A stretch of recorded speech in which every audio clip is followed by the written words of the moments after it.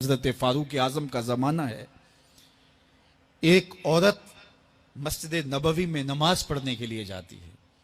راستے میں ایک نوجوان رستہ روک کے کھڑا ہو جاتا ہے اور راستے میں روزانہ کھڑا ہوتا ہے اور اس کی تیکھی نظروں کے تیر اس عورت کو بے چین کرتے ہیں. ایک دن رک گئی اور پوچھا کیا مسئلہ ہے تجھے؟ اس نے کہا کہ میں تمہارا چاہنے والا ہوں اور تمہیں حاصل کرنا میری زندگی کا سب سے بڑا مسئلہ ہے.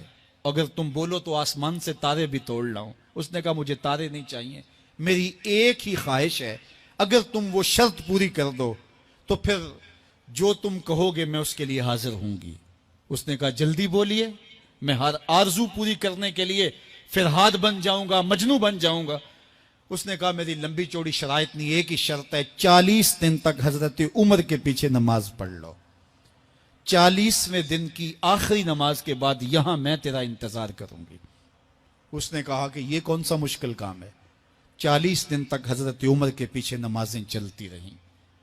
عمر کی قرات کا سوز دل بدلتا رہا. 40 دن کے بعد آخری نماز جب ہوئی تو وہ نوجوان لڑکی راستے میں کھڑی تھی اور یہ نظریں جھکا کے گزرنے لگا. تو اس نے آواز دے کے کہا حسب وعدہ تیرے لیے حاضر ہوں. اس نے کہا خیر سے کھڑی رہو، عمر نے دل کا تعلق رب سے جوڑ دیا ہے. تیری دعا ہے کہ ہو میری آرزو پوری. اقبال بولا تیری دعا ہے کہ ہو میری آرزو پوری، میری دعا ہے کہ تیری آرزو بدل جائے، تیری تمنا ہی تبدیل ہو جائے. آرزوؤں تو ساری زندگی پوری نہیں ہوتی. کاش ہے کوئی زندگی کا رخ ہی پھیر دے، کوئی زندگی کی سمت ہی تبدیل کر دے. جس کو حاصل کرنے کے لیے دن رات مرے جا رہے ہیں، کاش وہ مقصود ہی نہ رہے، وہ مطلوب ہی نہ رہے، وہ زندگی کا حاصل ہی نہ رہے. ایک طبقہ تو وہ ہے جو گناہ کرنے کے باوجود بھی نہیں ڈرتا، اور دوسرا طبقہ ہے گناہ کرنے کے بعد دل کانپ جاتے ہیں کہ یہ گناہ ہم سے کیوں سرزد ہو گیا. اور تیسرا طبقہ وہ ہے کہ جو نیکی کرنے کے باوجود بھی ڈرتا ہے، پتہ نہیں میری نیکی بھی قبول ہوئی ہے یا کہ نہیں ہوئی. حضرت سیدنا عمر رضی اللہ تعالیٰ عنہ عید کے دن رو رہے تھے تو کسی نے روک کے کہا کہ آج تو خوشیوں بھرا دن ہے، روزوں کی تکمیل ہوئی، ہر بندہ عید منا رہا ہے اور آپ رو رہے ہیں.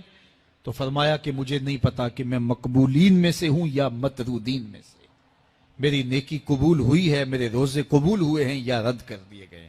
یہ وہ لوگ ہیں کہ جو نیکی کرنے کے باوجود بھی ڈرتے ہیں کہیں ہماری نیکی رد نہ کر دی گئی ہو.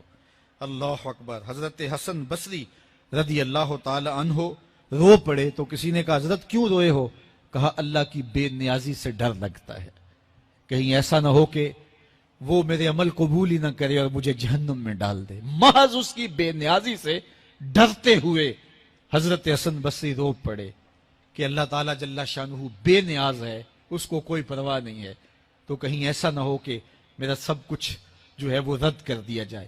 تو خوف سے، اللہ کی خشیت سے، اس کی بے نیازی سے ڈرتے ہوئے عمل صالح کرنے کے باوجود بھی ڈرتے ہیں کہیں ایسا نہ ہو کہ ہمارے عمل رد کر دیے جائے. اور کچھ لوگ خاتمے کی وجہ سے ڈرتے ہیں کہیں ایسا نہ ہو کہ ساری زندگی ہمارا عمل اچھا رہا ہو اور ہمارا آخر برباد ہو جائے.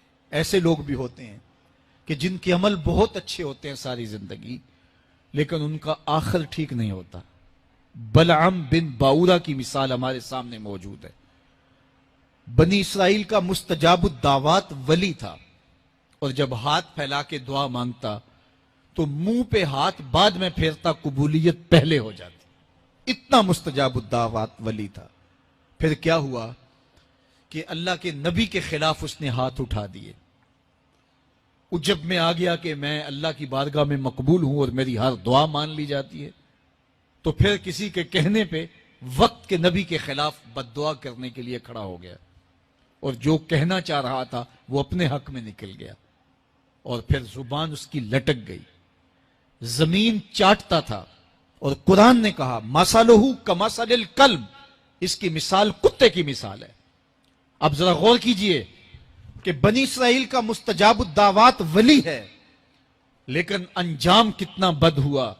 مَثَلُهُ كَمَثَلِ الْكَلْبِ، اس کی مثال کتے کی مثال ہے.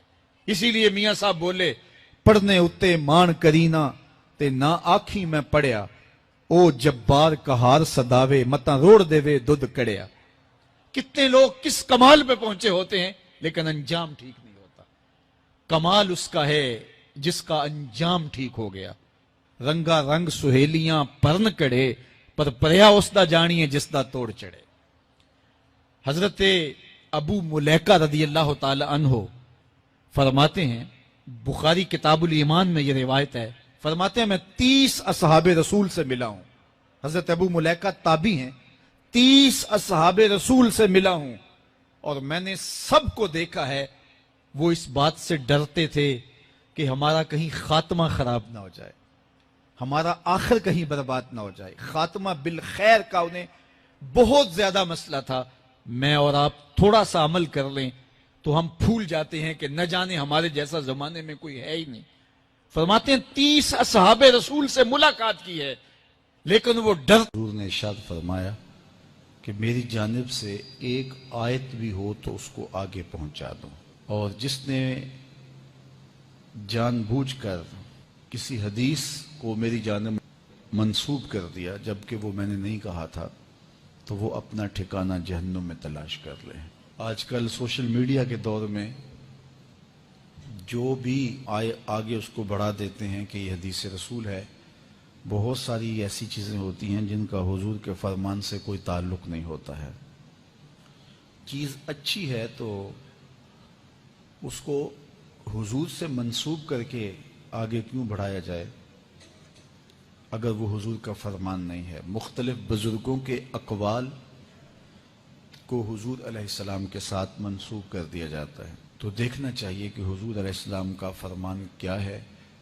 ظاہر ہے علم کسی صاحب علم کے پاس بیٹھ کے ہی سیکھا جا سکتا ہے. جو متقی ہو، پرہیزگار ہو، دیانت کے ساتھ بیان کرنے کا مزاج رکھتا ہو تو اس سے ہی دین حاصل کرنا چاہیے. ہر ایک شخص سے تو ہمیں دین حاصل کرنے سے منع کیا گیا ہے. کہا یہ دین ہے، اس کو ایسے ہی جس سے چاہو حاصل نہ کر لو. اس کے لیے بھی ہمیں معیار دیا گیا ہے.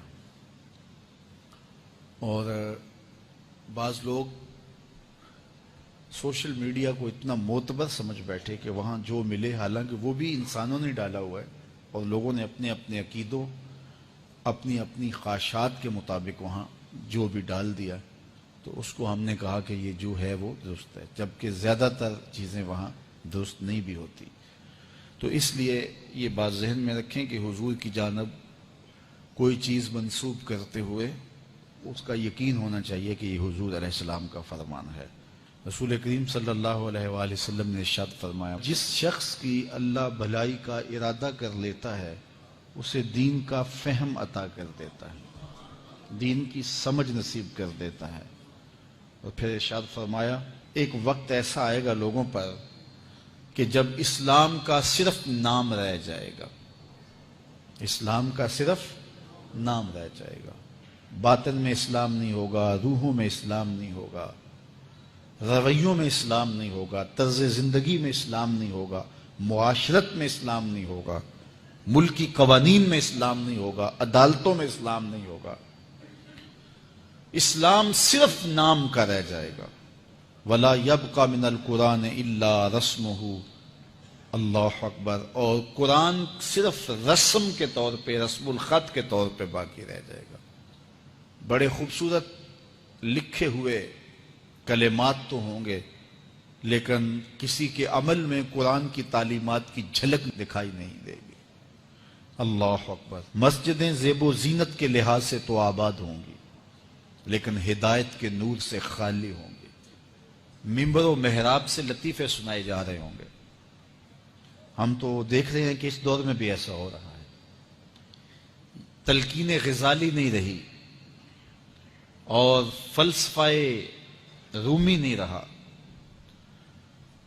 اذان رہ گئی، انداز بلالی نہیں رہا. حضور نے فرمایا کہ سب سے شریر طبقہ اگر ہے تو وہ بھی علماء کے روپ میں ہے، اور سب سے اچھا طبقہ اگر ڈھونڈنے نکلو تو فرمایا وہ بھی اور کہیں نہیں ملے گا، وہ بھی علماء کے روپ میں ہے.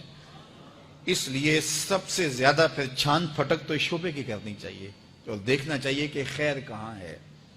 اور خیر کو حاصل کرنے کے لیے 2 قدم آگے بھی چلنا پڑے تو کوئی حرج نہیں ہے، اور شر کو چھوڑ دینا چاہیے۔ حضور نے ارشاد فرمایا اللہ کے نزدیک سب سے زیادہ لوگوں میں جو شریر شخص ہے، قدر و منزلت کے لحاظ سے قیامت کے دن سب سے شریر شخص وہ ہوگا